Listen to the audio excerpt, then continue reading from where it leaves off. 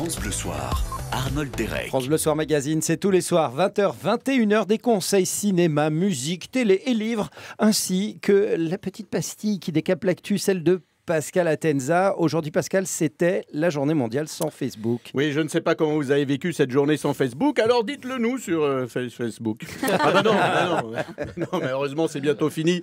C'est la fin de cette journée horrible, une journée sans réseaux sociaux. C'est insupportable. Pour moi, c'est une source intarissable d'informations. Je me tiens au courant qu'au travers des réseaux sociaux. Donc aujourd'hui, je suis passé à côté de plein d'informations importantes. Je ne sais pas si mes amis Facebook ont publié une photo de leur plat de pâtes, le petit filet d'huile d'olive qu'ils ont mangé à midi avec la petite tomate cerise en déco pour faire joli sur la photo. J'aurais tellement aimé liker cette photo.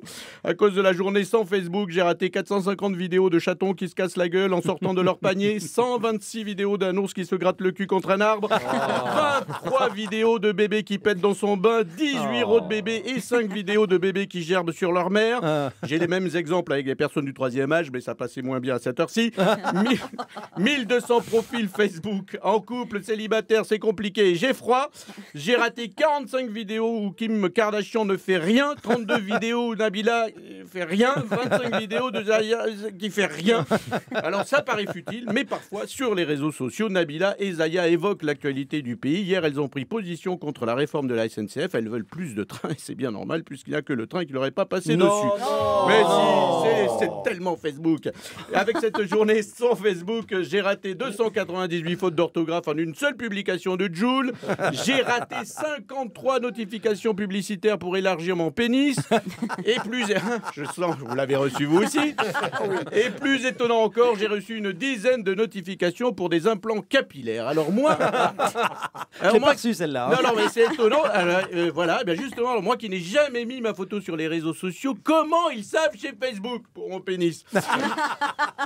En revanche, comme ils ont bien ma date de naissance, je peux vous dire que je reçois tous les jours des notifications pour le médicament Prostamol, pour les fuites urinaires et pour les montes escaliers Stana. Alors, cette journée sans Facebook, c'est très occupé Oui. chez vous, hein, Pascal Atenza. C'est surtout une journée pour faire une pause, hein, se sentir moins esclave des réseaux sociaux. Avec des témoignages incroyables, une journée sans Facebook, c'est 90% de travail en plus dans un bureau de la Sécu, 93% de plus pour la Poste et 100% de travail en plus dans les mairies.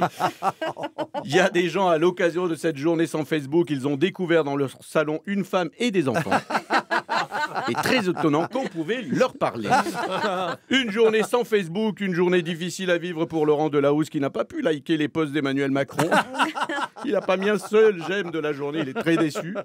D'autres qui ont passé leur temps à prendre leur téléphone dans leurs mains toutes les 30 secondes pour savoir si quelqu'un allait envoyer un message, un like, une notification, un pouce en l'air, un contact. Eh bien non, personne ne s'intéresse au profil Facebook de Jean-Vincent Placé, Benoît Hamon ou François Hollande. Ça change pas, ça. Oui, c'est ça.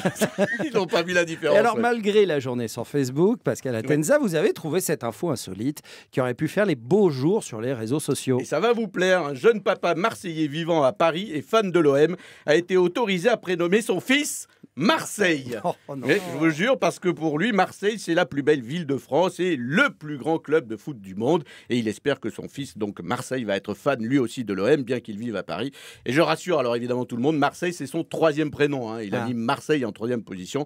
Bah oui, il a beau être fan de l'OM, il est quand même lucide. Marseille en 3e position, comme son classement dans le championnat, derrière Paris évidemment. Voilà, j'ai bien énervé tout le monde avant le Classico de ce soir. Je savais que ça allait vous faire rire, ça. Donc je vous laisse avec ça, vous débrouillez. Ah, je précise, il n'y a pas que ça qui me fait rire, heureusement, parce que sinon... Oui, sinon... Merci à vous, Pascal Atenza, Décap l'actu, que vous retrouvez évidemment en images également. C'est sur francebleu.fr.